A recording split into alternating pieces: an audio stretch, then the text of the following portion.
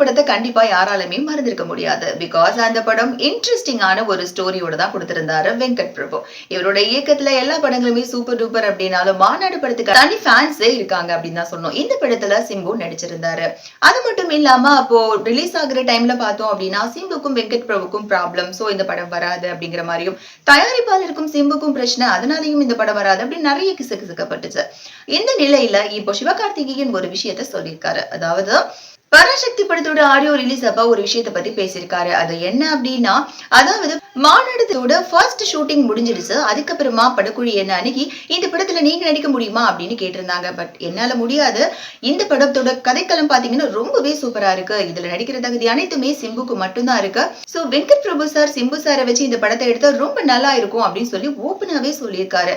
And Simbu இந்த படத்துல நடிக்காம சிவகார்த்திகேயன் நடிச்சிருந்தா எப்படி இருக்கும் அப்படிங்கறத எங்க கூட கமெண்ட் செக்ஷன்ல ஷேர் பண்ண மறந்துடாதீங்க. கூடவே சேனலை ஃபாலோ பண்ணிக்கோங்க.